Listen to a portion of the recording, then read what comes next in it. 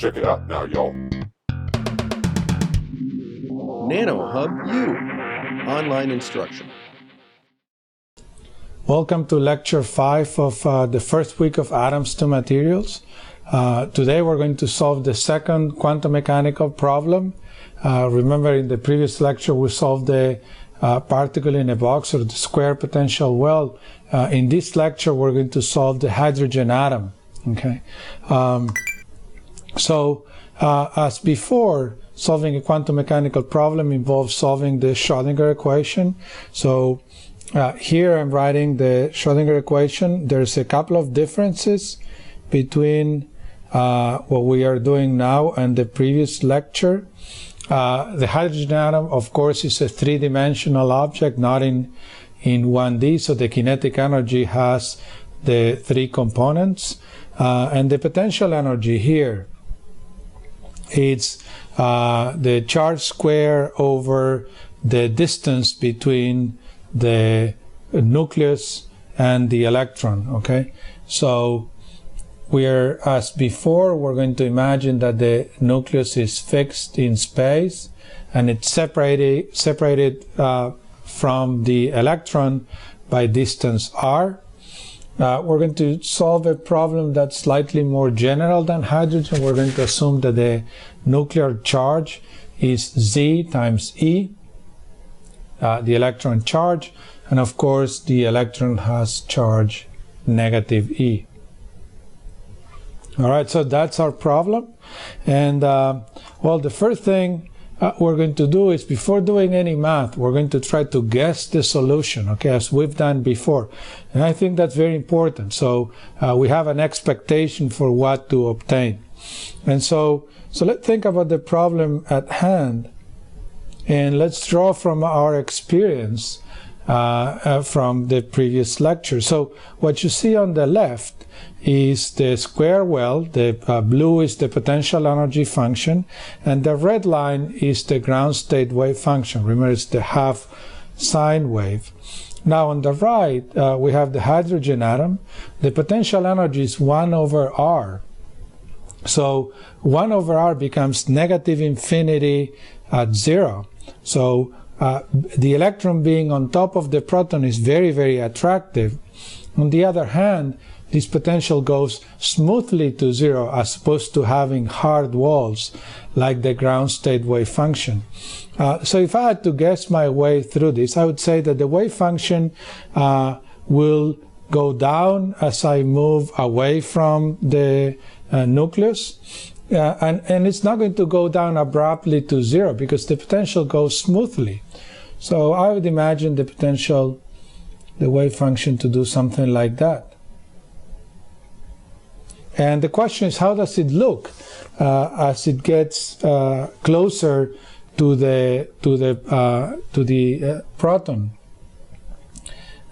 Is it spiky, or is it rounded? Okay, and we're going to find that out, okay, in the next few minutes. So that's our problem. We need to solve this differential equation, so let's get to it. First of all, we should notice that the potential depends on x, y, and z in a very specific way. It depends only on the magnitude of the separation between the proton, or the nucleus, and the electron. It doesn't really depend on which direction the electron is going. So the potential is spherically symmetric. Okay, it doesn't depend on the angle. It only depends on how far the proton and the electrons are. So what we're going to do is use spherical coordinates, okay, as opposed to Cartesian coordinates. So you may remember that a point in space can be determined by three Cartesian positions, x, y, and z.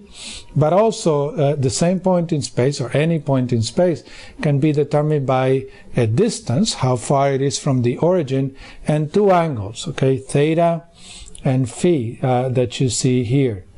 So theta measures the angle with respect to the vertical z-axis, and the angle phi measures the angle in the xy plane. Okay, so again, any point in space can be determined in these two set of coordinates, and spherical coordinates are much more convenient because the solutions can be separated as products of functions in r, theta, and phi. So we're going to use spherical coordinates, okay?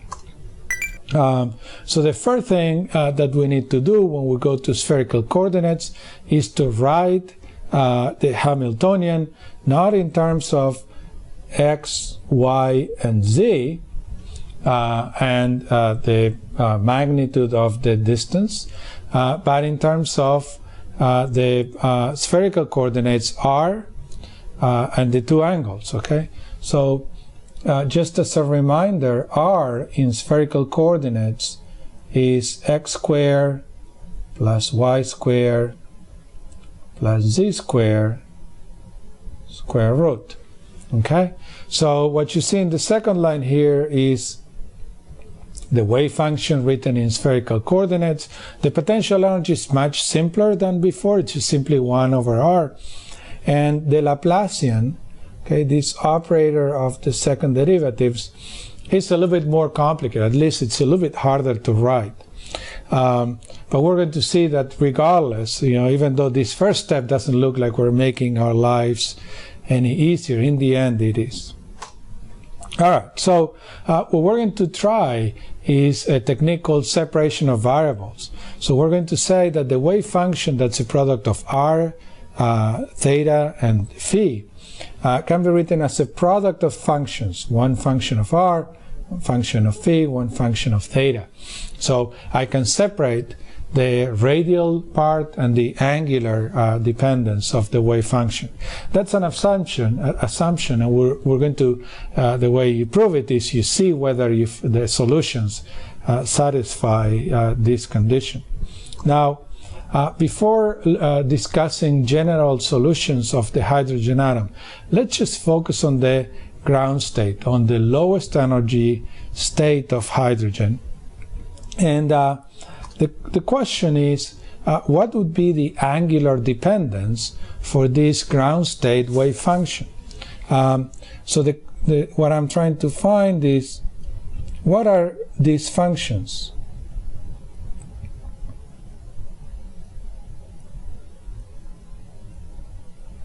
So for a given r, how does the wave function depend on the angle? And again, only for the ground state. So the ground state is the wave function with the lowest possible energy.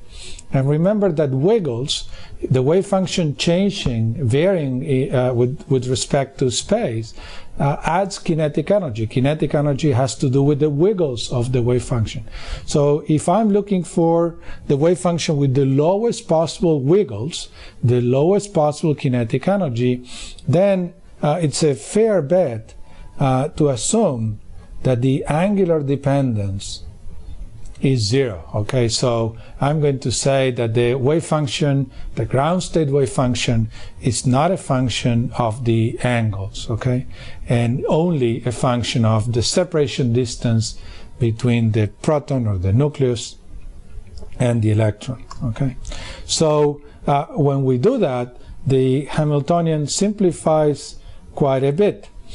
You can see here that there's a bunch of terms that have to do with derivatives of the wave function with respect to the angles. Those go away. So we end up with a simpler equation that's the radial Schrödinger equation for the hydrogen atom that only deals with the radial functions. And so that's what the Schrödinger equation looks like.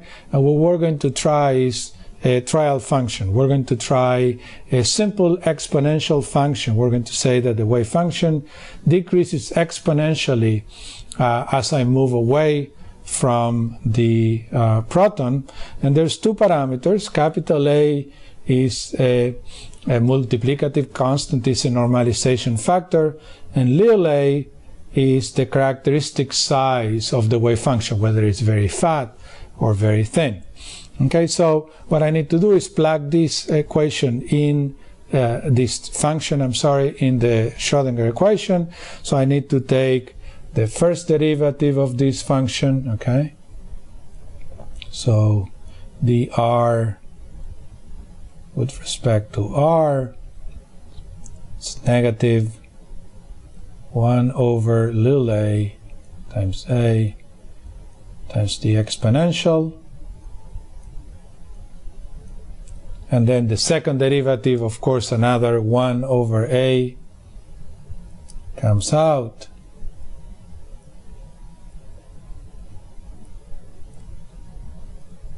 And I have plus a over a square times the exponential. Okay? So with these two derivatives, I substitute them into the Schrödinger equation, and that's what I get, okay? And from this equation, you can get rid of all the exponentials that appear in all the terms across the equation. Also the prefactors a go away, and I'm left with an equation that looks like this, okay?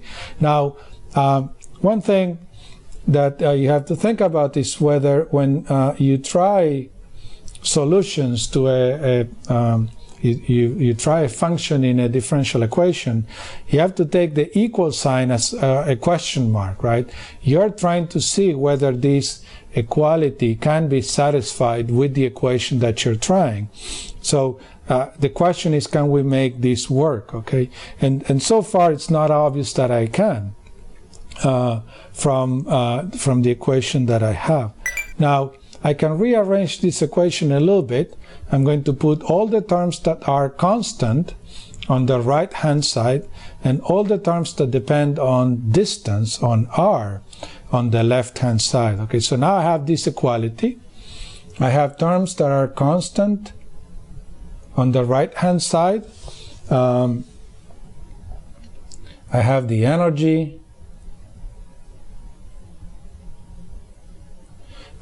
E, I have Planck's constant, mass, the size of the atom, A, and on the left hand side I have a function of R.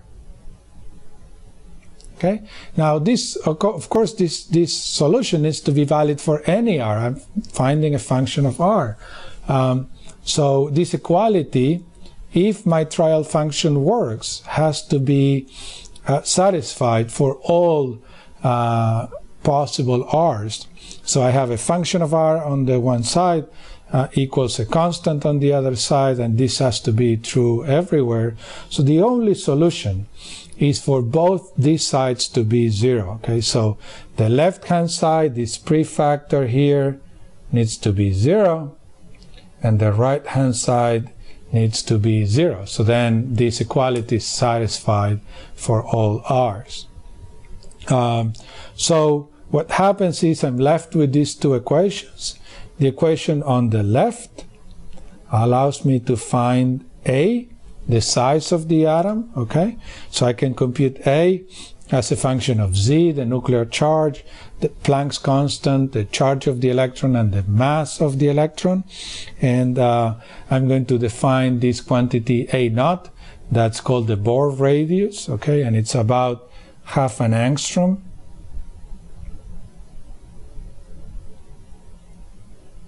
Approximately half an angstrom.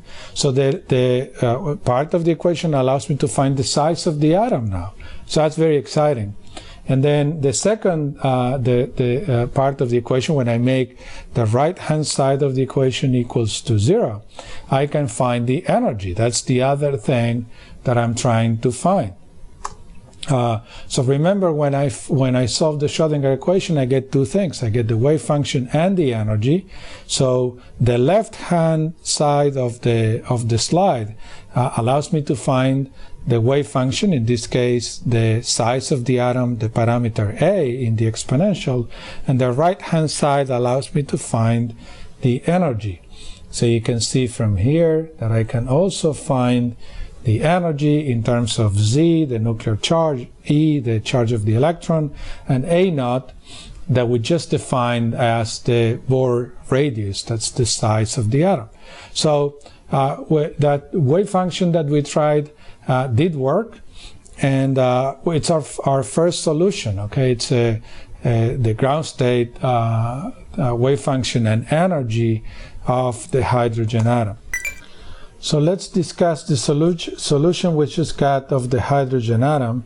So the wave function, as we've seen, is an exponential. It decays exponentially as you move away from the proton. You can see it here on the plot on the right, where I'm showing the wave function as a function of distance in units of the Bohr radius, A0. Okay, as we said, the Bohr radius is about half an angstrom, and that gives us a characteristic size of the atom.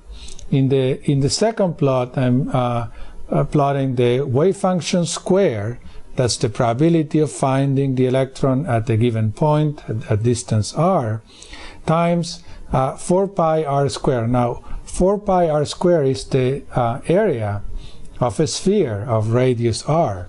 So if I multiply the probability of finding the electron at a given point at position r times the area of the corresponding sphere, what I get is the probability of finding the electron anywhere at distance r from the proton. So the probability of finding the electron at distance r from the proton, regardless of what angle I'm looking at. Okay, so this probability density, I should say, has a maximum at the Bohr radius. So the most likely separation between the electron and the proton is the Bohr radius.